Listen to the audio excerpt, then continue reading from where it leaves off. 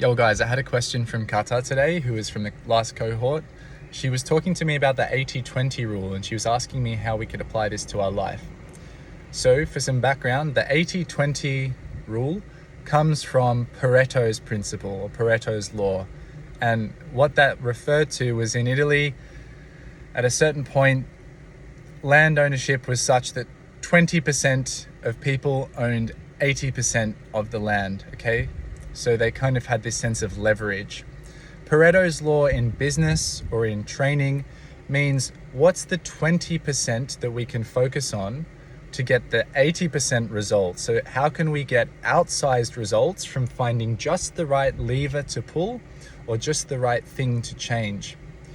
So applying Paretto's law or applying the 80-20 principle always requires that we have a little bit of an overview. We have a little bit of a look at everything we're doing and we figure out where is most of my effort going, but where is most of the return coming from, and how can I reallocate my effort towards where the return is highest?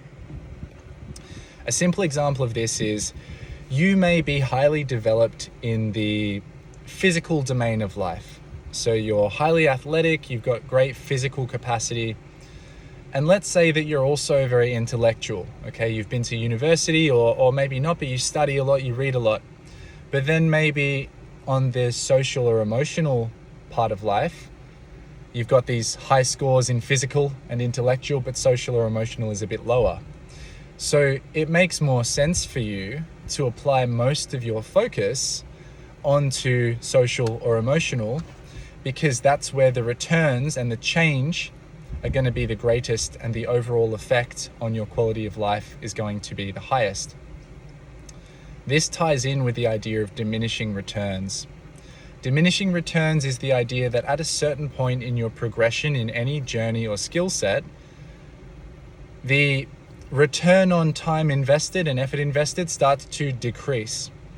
This often happens in sport or weightlifting, for example, but it can really happen in any skill area when we're looking at our development. The first 5 years, you might experience really rapid progress, but then you might find you get to a certain point after a lot of really consistent work where doing the same training only gets you a little bit more of a gain, but you have to put so much more time in to get that little bit more gain. A simple example of this is the Olympics, where a gold medal might be 0.5 kilogram higher in weightlifting than a silver medal, or where in an Olympic sprint, 0.2 of a second could be the difference between first place and sixth place. Whereas 0.2 of a second at something like a school athletics run is going to be a insignificant difference usually. Okay, so these small things become only relevant at the very top, and so the returns diminish. So in your life, it's worth focusing on where the weak link is. That's how we apply the 80-20 rule. I'm thinking, are there any other significant examples? Probably not. I think that's the most important thing. So zoom out, take a bird's eye view of your life. Look at the key aspects of your character development. One really good book to do this is The Integral Vision by Ken Wilber. So he goes into, there's psycho, spiritual, physical, he sort of breaks these down, and basically you just need to create a series of lateral categories. We call this horizontal development. So how much breadth you have in your life. And then we have vertical development, which is how far you go in any one direction, okay? Certain cultures have encouraged us to lean towards vertical development, because in a capitalist system usually, I don't know if it's just capitalist, maybe it's other systems too, it seems to make sense for us to specialize, because the more we specialize, the more we can stand out.